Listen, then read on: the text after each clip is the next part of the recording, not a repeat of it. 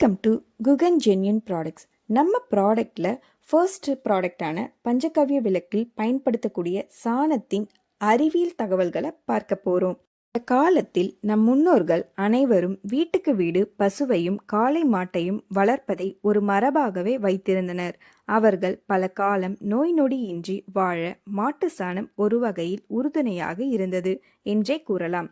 வீட்டிற்கு வீடு மாடு இருந்த காலகட்டத்தில் அந்த வீட்டில் வசிப்பவர்கள் காலையில் எழுந்ததும் மாட்டுத் தொழுவத்தில் உள்ள கோமியத்தையும் சாணத்தையும் சுத்தம் செய்வதாக வழக்கம் வைத்திருந்தனர். அப்படி சுத்தம் செய்வதன் மூலம் கையில் உள்ள நுண்கிருமிகள் அனைத்தும் அழிந்துவிடும். மாட்டு சாணமும் கோமியமும் ஒரு மிக சிறந்த கிருமிநாசினி என்பதால் இவை இருக்கும் இடங்களில் கிருமிகள் அண்ட வாய்ப்பே இல்லை. இன்றும் நமது கிராமங்களில் சாணத்தை கொண்டே வாசல் தெளித்து கோலமிடுகின்றனர். சாணம் கொண்டு வாசல் தெளிப்பதன் மூலம் நாம் வெறுங்காலோடு வெளியில் சென்று வீட்டிற்கு வரும்போது நம் காலில் ஒட்டியுள்ள கிருமிகள் அனைத்தும் அழிந்துவிடும். அதோடு வீட்டினுள் எந்த கிருமியும் அண்டாதவாறு இந்த சாணம் ஒரு கவசம் போல் காக்கும். சாணம் நீரில் கரைத்து வாசலில் தெளிப்பதால் நேர்மறை மற்றும் எதிர்மறை எண்ணங்களிலிருந்து விடுபடலாம்.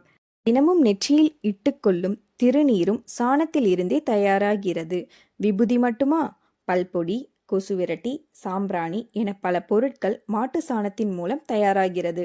சாணம் நாற்றம் பிடித்தது, அதையெல்லாம் தொடக்கூடாது என்று ஆங்கிலேயர்கள் நமக்குள் இருந்த கலாச்சாரத்தை மாற்றினார்கள். ஆனால் இன்று அவர்களே சாணத்தை விற்க தொடங்கியுள்ளனர்.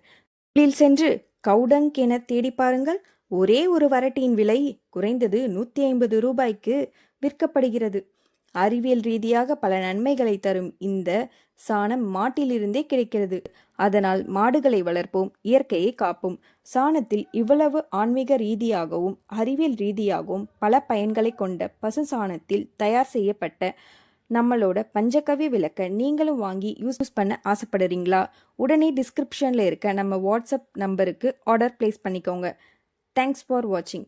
Please subscribe to my channel. Like பண்ணுங்கள், ஷேர் பண்ணுங்கள், கமெண்ட் பண்ணுங்கள். Take care. பாய்.